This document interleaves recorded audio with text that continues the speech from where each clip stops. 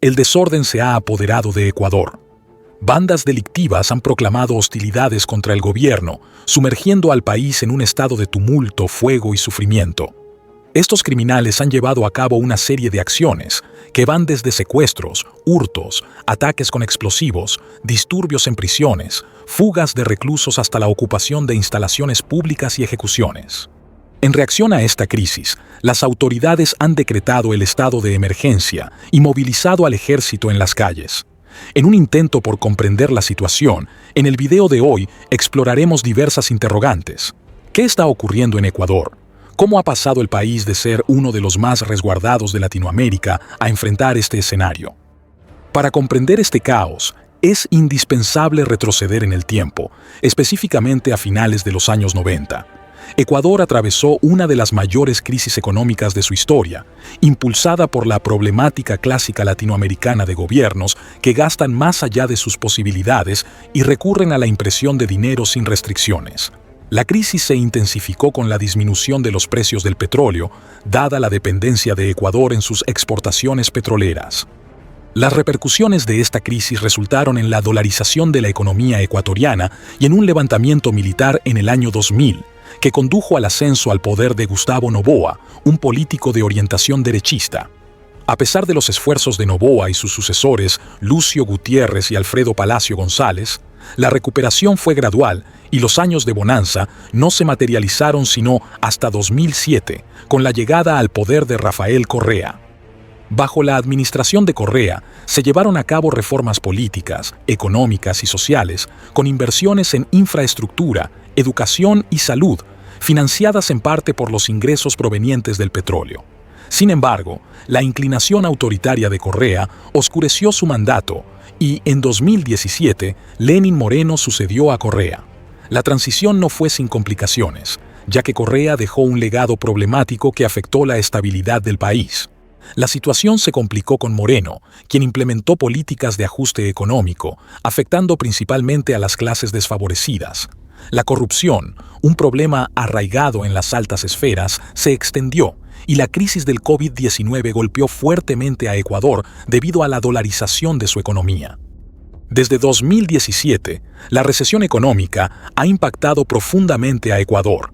Las disparidades y la pobreza extrema han resurgido, especialmente entre los jóvenes con carencia de oportunidades. Las organizaciones criminales internacionales han sacado provecho de la situación, utilizando al país como base para operaciones logísticas y lavado de dinero, subcontratando a grupos delictivos locales para llevar a cabo labores ilícitas.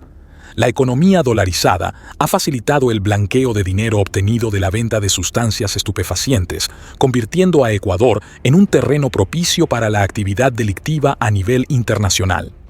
Se estima que en Ecuador existen al menos 15 bandas especializadas en diversos delitos, tales como secuestros, extorsiones, ejecuciones, robos con violencia y atentados, representando la expresión máxima del crimen organizado.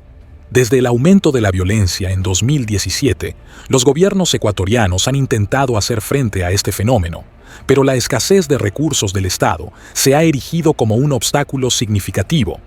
La superpoblación y la insuficiente inversión en el control penitenciario han convertido las cárceles en focos de poder para las mafias, donde los reclusos tienen el dominio, facilitando actividades ilícitas y la gestión autónoma de las instalaciones.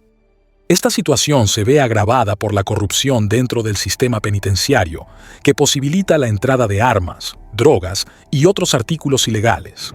El incremento de la violencia se reflejó claramente en las estadísticas de muertes violentas, alcanzando un máximo histórico en 2023 con 7.600 casos, en comparación con las 4.400 registradas en 2022. La tasa de muertes violentas por cada 100.000 habitantes ha aumentado significativamente, superando las 40, convirtiendo a Ecuador en el país más violento de América Latina. Las agrupaciones delictivas, entre las cuales resaltan los choneros vinculados al cártel de Sinaloa, los lobos y los tiguerones, han ganado influencia a medida que la violencia ha crecido. Estas bandas incluso han llegado a condicionar la política del país, como se evidencia en el asesinato de figuras políticas como Fernando Villavicencio y Agustín Intriago.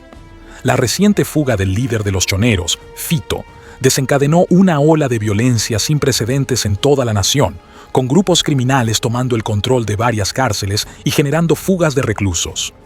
Ante esta crisis, el presidente Noboa ha declarado la guerra contra estas bandas, facultando al ejército para intervenir y suspendiendo derechos de los presos.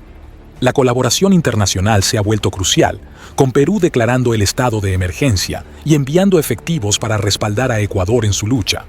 Incluso el expresidente Correa, actualmente prófugo de la justicia por corrupción, ha expresado su respaldo al gobierno de Noboa. A pesar de las medidas enérgicas, algunos sugieren que, para abordar el problema a largo plazo, Ecuador debe enfrentar los problemas estructurales de su economía, que han contribuido al abandono y la pobreza en las clases más desfavorecidas.